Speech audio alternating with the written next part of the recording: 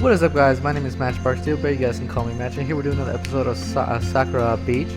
And last episode, we were doing some sunscreen we putting on sunscreen on Momoko. And let's just say our hands slipped into something round. Let's just say that. Let's just continue on with the next episode. Momoko seems very excited about something. Where'd you get to their shops before they close? We're cooking for you today, Seiji. Oh yeah, from last episode also, I was keep yawning. I'm still yawning. I was like, fuck. Well, only if it isn't too much trouble for you two. Oh wait, what?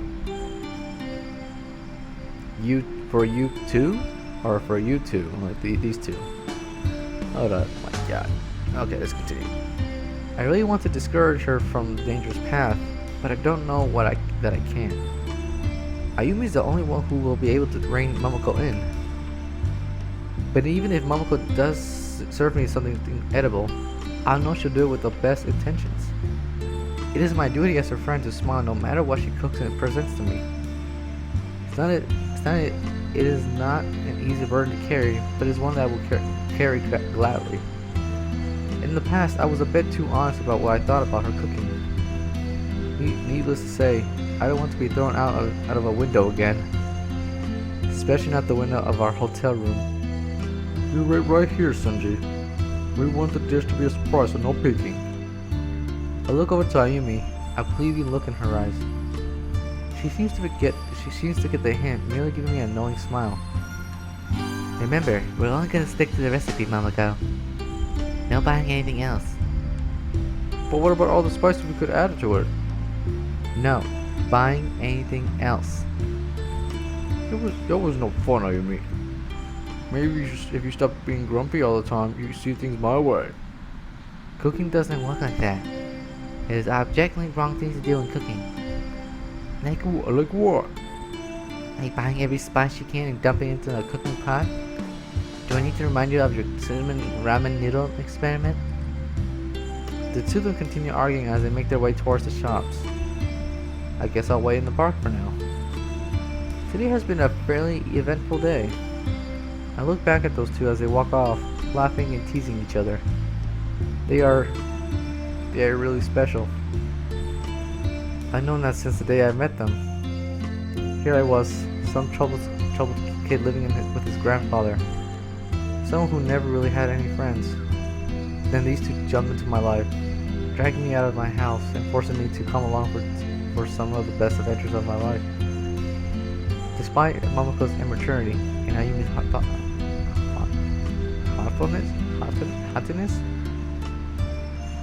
I don't know, whatever. They are really wonderful people.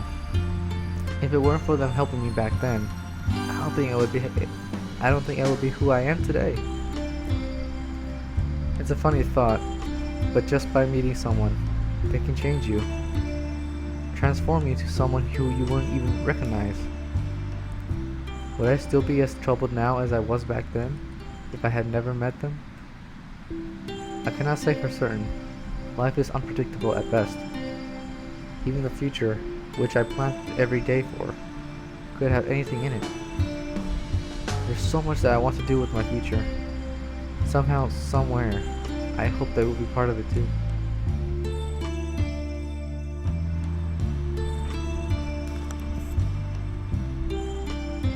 Sorry. These days won't last forever no matter what I do. Perhaps the wisest thing to do is get the most out of these lazy summer days. And try my best to find happiness in them. I slowly close my eyes and let the summer breeze rustle my hair. The more precious memories you can accumulate can come from even the smallest of sensations. If there is a magic in this world, then this is it. Sanji, we're back. You best be grateful for our parents, you fool. I opened my eyes to find both of them in my face. How adorable. You were drifting off again. I should have known. Nice to see you too. Nice to see you both too. What were you thinking about? Oh, what were you thinking about? Whatever it was, it was leaving a smile on your face. It must have been something nice. I swear she winks at me when she says that. Don't insinuate such dirty things. You had best be thinking you thought it's pure, Senji. I swear that I was as pure as I swear that they were as pure as the driven snow. You haven't even been seen snow before. Let's not go low blows here. Maybe for our next trip we could go skiing then. That would be so much fun. Let's not get ahead of ourselves. I guess skiing will be okay, but for now, we should just enjoy the beach. And more importantly, you should see all the wonderful ingredients I gotten for you, Senji. As I look inside her shopping bag, something in my mind starts screaming at me. Teriyaki sauce, tomato sauce, oyster sauce, hot chili sauce, barbecue sauce, mango sauce, chocolate sauce. What do you need what do you need so much sauce for? Another shiver of dread goes down my spine. Don't you know how delicious these sauces are when you mix them all together? Ah, I should have known you aren't as skilled as the culinary arts as I am. Delicious? The mere thought of all those sauces mixed together. How can I get out of this? Listen, I know you mean well, but I don't really think oyster sauce. That's fine. I can make the sauce work if you don't. In the blink of an eye, her entire shopping bag is gone. Huh? Where'd it go? She looks around her, panicking. I see Ayumi running off with the bag. Ayumi, come back with my sauces. I want to make Senji happy. You're going to kill him if you feed him this. There's only one place where such evil can go. Ayumi begins spinning on the spot with the bag. Is she going to hammer throw with all the shopping bag? She twirls on the spot until she becomes a cyclone of motion. No, don't do it, Ayumi. My sauce is Senji's happiness. Too late. Ayumi let go of the bag. Divine punishment! The shopping bag flies into the air, disappearing somewhere into the ocean. That throw, it would have been easily broken several Olympic records. Don't worry, Senji. It's somewhere where it can't hurt. I mean, I only did that because I don't want Momoko to interfere in the kitchen. It's not like I was concerned for you or anything. I need to have absolute control after all. Momoko doesn't respond. She just lies there, reaching towards where her bags disappeared. Sauces. I need the sauces. She's unresponsive. I guess the shock overwhelmed her.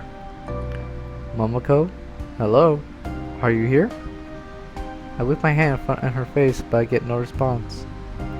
Looks like you have to carry her back to the hotel. I'll go ahead. Alright.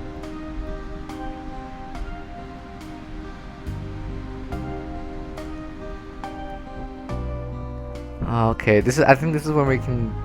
Oh, crap. I think this is where we choose who we want to... Well, I've fallen more for Ayumi more than Momoko. I mean, I always liked tsunderes. Like, tsunderes are funny as hell, but they're cute when they're angry. So I'm gonna go with Ayumi for now. Thank you for saving me. It was nothing, really.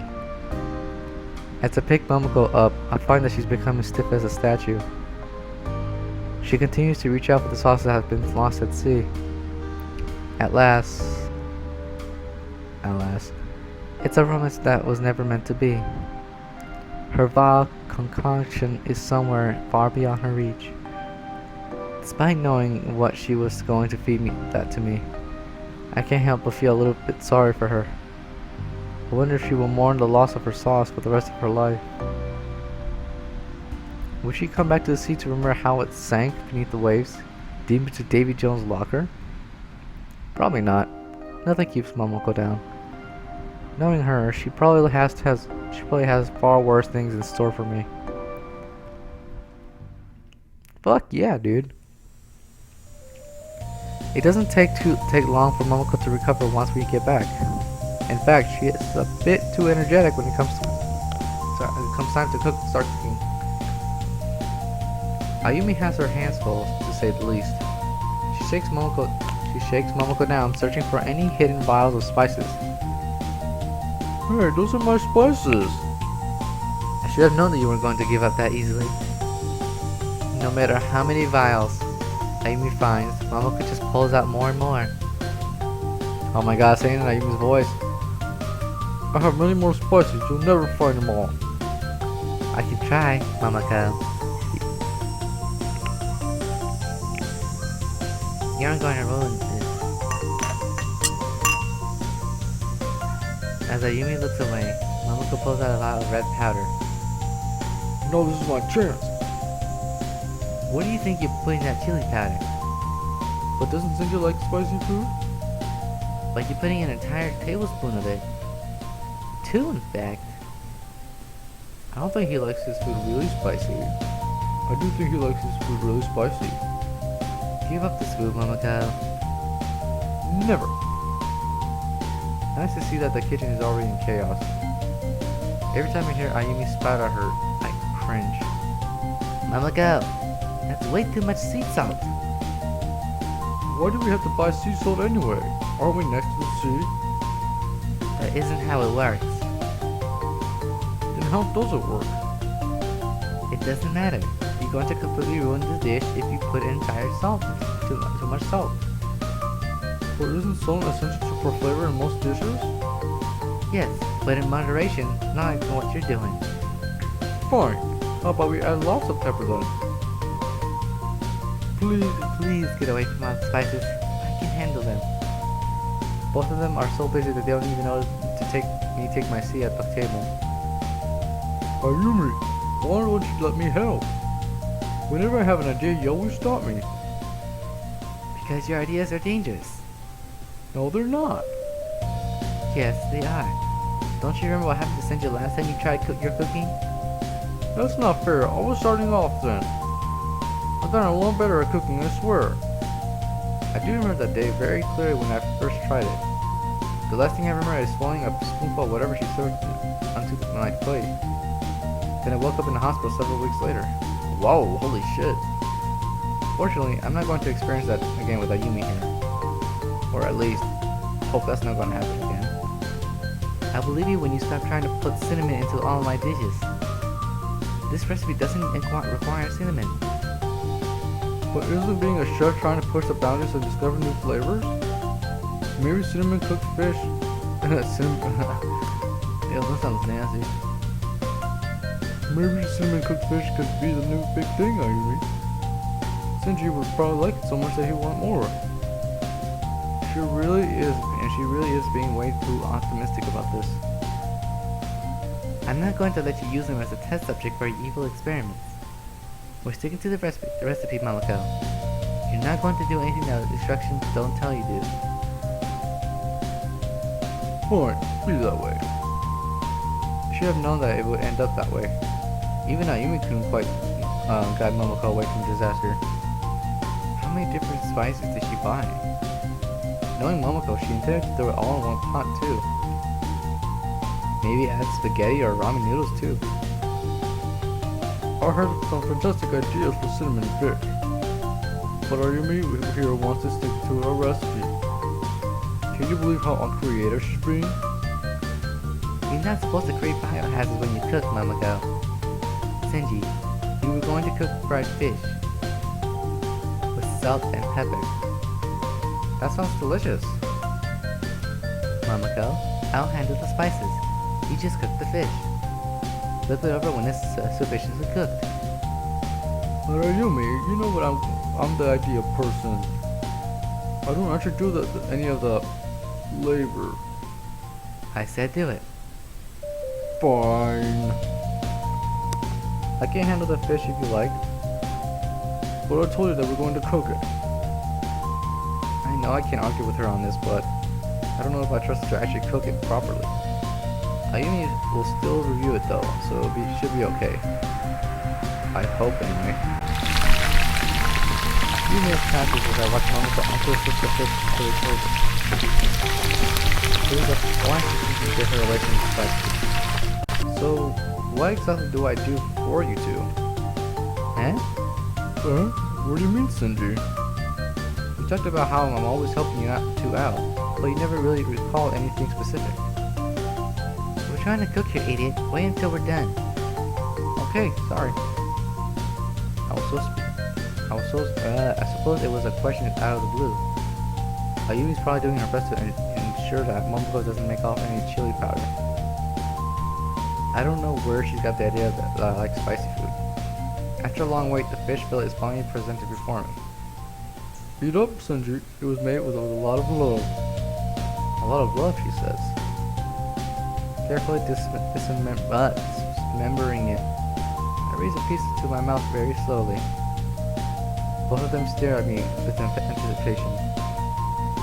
I'm terrified Momoko has somehow interfered with the fillet that Ayumi wasn't looking. It's quite tasty, actually. Ayumi managed to keep Momoko from doing anything ridiculous with those spices. It's delicious. I knew you'd like it, especially with my special blend of spices. Special blend of spices? Momoko, what did you do with the fish? I made it even more delicious. Momoko, I told you just to cook the fish. No spices and nothing else. It's fine, Ayumi. Look, he's enjoying it. As unbearable spiciness assault my tongue, I can feel myself profusely sweating. Senji, it's good, right? No, it really isn't good, Momoko. You'd probably just poison me for all I know. What did you put on the fish? Chili powder, of course. Spicy food was going to be the best way to make him happy. She looks really pleased with herself. Water. What was that, Senji? Why are you sweating like that?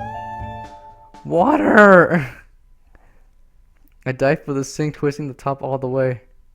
Look at them, I'm all shocked, like, holy shit. I don't know how long I sat there for afterwards. My sense of time and reason just disappeared for a moment. Oh, so you didn't like it? Of course he didn't. You probably completely caked it in chili powder. Momoko looks like she's about to cry. I just wanted to make him happy. But I ruined dinner for him instead. I really better say something. I don't like seeing Momoko when she's so upset. It's okay, Senji. Do it if you don't like it. I promise I won't try to cook for you again.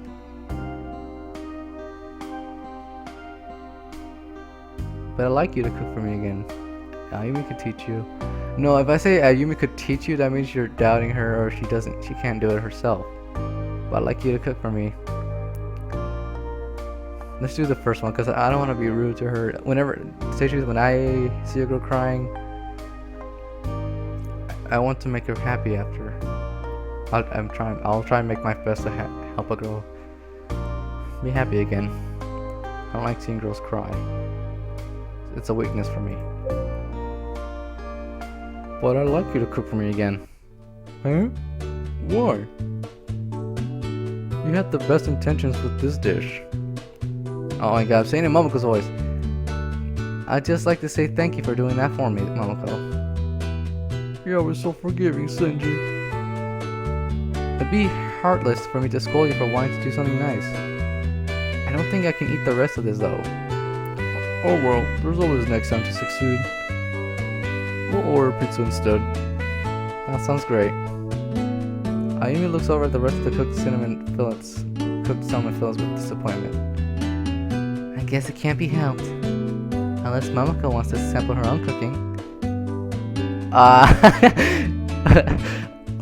think I'll pass this time, Ayumi. I'm sure it's delicious, but maybe we can enjoy it yourself. After all, a good chef doesn't taste their own food, right? Actually, a very important part of cooking is sampling your own food as you go along. You want to become a better chef, don't you? Don't you want to try it out yourself? I have my room. I have to leave room for pizza, Ayumi. No point in being mad about this, being mad about any of this. She put a lot of love into it, as she said. Oh well, I guess pizza is good too. It's a very long episode for... yeah. Come on, man. Last night was great, despite what happened earlier. We barely got any sleep. We just all sat there talking. Just like we used to do when we were children. We hide out in the woods, staying out later than we were supposed to. One of our favorite things to do when we would get tell ghost stories. The ones I told usually ended up with a Yumi and Momoko clutching to me of fear. I think that I got a lot closer with them since this trip. Can't exactly think of any reason why, but this way they've been acting, I've been able to be a bit more open with them, I guess. I guess we'll just end the episode here. I know there's like no picture or anything, but fuck. That was cool. Maybe that's what it was. I keep yawning because I forgot to stretch. But whatever. Thank you guys so much for watching another episode of Sakura Beach. Leave a like in the video, and I hope to see you guys in the next episode. Bye.